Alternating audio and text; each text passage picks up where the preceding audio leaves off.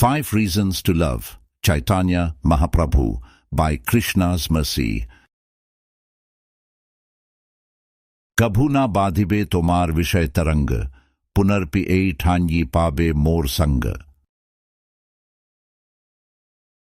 Quote, Shri Chaitanya Mahaprabhu further advised the brahmana Kurma, if you follow this instruction, your materialistic life at home will not obstruct your spiritual advancement. Indeed, if you follow these regulative principles, we will again meet here, or rather, you will never lose my company. Chaitanya Charitamrita, Madhya 7:129. 1. He conveyed high concepts outside of explicit instruction. Sanatana Dharma is religion. It is a culture. It has associated sound vibrations, which can be considered a language or a set of languages derived from an original source. It is something which governs. It is something which guides. It is something which limits. As an umbrella to cover all of these applications, Sanatana Dharma is also a philosophy. When studied as a philosophy, the corresponding word is Vedanta. This translates to the end of knowledge or the final conclusion. Vedanta is specifically for the human being. They have the capacity to reason, to postulate, to hypothesize, to deliberate, and to make conscious choices with respect to action. Within Vedanta there are typically subdivisions, Dvaita and Advaita. To understand Vedanta along either of these lines is not easy. Consider the many years of schooling required simply to be literate in a particular language, to read and write in a cohesive and effective manner, to both absorb and communicate thoughts and ideas such that there is no confusion. Chaitanya Mahaprabhu taught both the Dvaita and Advaita versions of Vedanta through a personal example. He did not start an institution of higher learning. He did not become a professor of high repute. He was not known to author sacred texts. Rather, he revealed the eternal truth that both sides of Vedanta exist simultaneously in a manner that does not contradict. Since this simultaneously division and lack of division is inconceivable, the truth can be described as akintya bheda tattva. Mahaprabhu is so wonderful that he displayed this truth in motion, like an animated doll exhibit or a live-action drama played out on the stage of a traveling theatre. He taught through example. The students, informal or formal, did not have to sit in a classroom. They could understand this highest truth, this complete explanation of Vedanta, which equates to transcendence, through the chanting of a mantra, Hare Krishna, Krishna Krishna, Hare Hare, Hare Rama, Rama Rama, Hare Hare. 2. He showed the potency of a truly influential person. This chanting could be done quietly in what is known as japa meditation. It could also be done with others, in a public setting, through call and response accompanied by ecstatic dancing. Chaitanya Mahaprabhu was particularly known for this kind of chanting.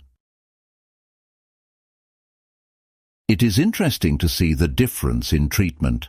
In the modern day, we consider someone to be influential based on their net worth, if they have the capacity to fund a film project, if they can pay off members of government to bend the rules in their favor, if they command high speaking fees when presenting before large audiences. Chaitanya Mahaprabhu shows how someone can be the most influential without having a penny to their name. A traveling teacher of the spiritual science, someone within the sannyasa ashrama of life, can be the greatest celebrity in a particular area. Their ability to influence is tied to their net worth in terms of knowledge and expertise. Mahaprabhu can lift others up simply by his association. 3. He did not remain complacent. Chaitanya Mahaprabhu travelled extensively for a specific period of his time in this world.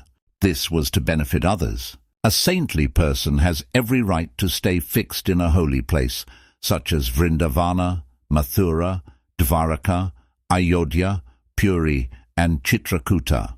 They can accept visitors to the area and reveal confidential wisdom, such as that shared with Arjuna by Shri Krishna. Raja Vidya Raja Guhyam, Pavitram Idam Uttamam, Pratyakshaavagamam Dharmyam, Susukham Kartum Avyayam. Quote, "This knowledge is the king of education, the most secret of all secrets. It is the purest knowledge, and because it gives direct perception of the self by realization, it is the perfection of religion.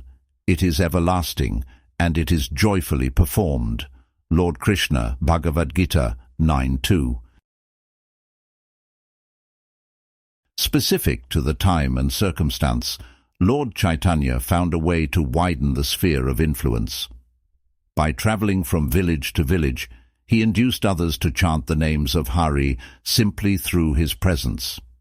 It is for this reason that chants of Haribol can be heard while worshipping that celebrated golden avatara. 4. He empowered others to teach the highest philosophy. Chaitanya Mahaprabhu is Krishna himself. This means that he can rescue the entire universe all at once if he so desires. He can create something like an infinitely flowing printing press, producing one book after another, each one more meaningful than its predecessor. There is no end to the glories of the Supreme Lord, and so for the empowered being, there is no cause for halting in glorifying the one who is the beloved of Radha. Mahaprabhu was so kind that he empowered others to do the writing. They were uplifted in the process, and the books they produced continue to be consulted to this day. This fills a vital gap in the base of knowledge. The words of Vedanta, such as in the Vedanta Sutra, can be twisted this way and that. After the passage of time, it might be difficult to recognize the original meaning. To have the proper explanations available is thus vital.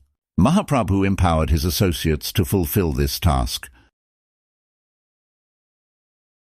Tasya sandidhe buddhirmuhu sitam nirikshya tu amnayanam yogena vidyam prashithilamiva duhkhen bubuddhe sitam hanumarna lankritam sanskarena yathahinam vachamarthantaram gatam.